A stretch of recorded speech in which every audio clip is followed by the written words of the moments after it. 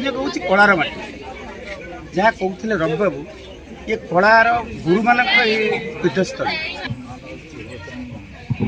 ଆଜ୍ଞା, ଆଜିର ଯେଉଁ କାର୍ଯ୍ୟକ୍ରମ ଥିଲା ସେ ବିଷୟରେ କାର୍ଯ୍ୟକ୍ରମ ହେଉଛି ବର୍ତ୍ତମାନ 33 ବର୍ଷ କିଛି ଉପରେ ସାଂସ୍କୃତିକ କାର୍ଯ୍ୟକ୍ରମ କରିବା ପାଇଁ କଲେ ସହିତ ଯୋଗାଯୋଗ କରିବା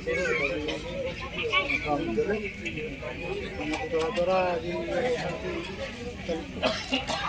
ଆଜ୍ଞା ଯେଉଁ କଳା ସଂସ୍କୃତି ଆଜି ଗାଁରେ ଜୀବିତ ହୋଇକି ରହିଛି, ଏଇଟା ଆପଣ କେତେ ବର୍ଷ ହେଲାଣି ସଂଗଠନ ଯେଉଁ ଆମର କୀର୍ତ୍ତନ ଗାଁର କୀର୍ତ୍ତନ ଆମର ଆରମ୍ଭ ହେଲାଣି 62 ମସିହାରୁ। ଅଶୋକ ନାମ ଯଜ୍ଞ ଇଏ ଆରମ୍ଭ ହେଲା 71 ମସିହାରୁ।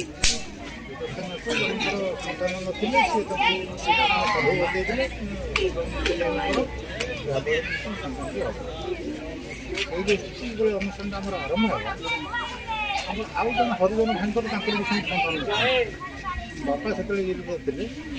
ବାପାଙ୍କୁ ସେ ଆସି କହିଲେ एकत्रित होइछन्ती जे कला संस्कृति ओडिसा जो कला संस्कृति एवं आमर जो धर्म उपरे एठी जो कार्यक्रम होइछि ता प्रति समस्त आकृष्ट होउथवार हम परिलक्षित कलु एवं एही जो गाँ जो आधुनिकतार जो दूरी जाउछन्ती लोक संस्कृति लोक परंपरा रु ए ग्रामवासी तार गोटे उदाहरण जे सेमाने निजर संस्कृति परंपरा को बजाय रखछन्ती। धन्यवाद। ये संस्कृति परंपरा को बजाय रख आउ परंपरा जो रही आम कीर्तन नदिया कीर्तन हो कि ओडिसी ताकू बजाय रख।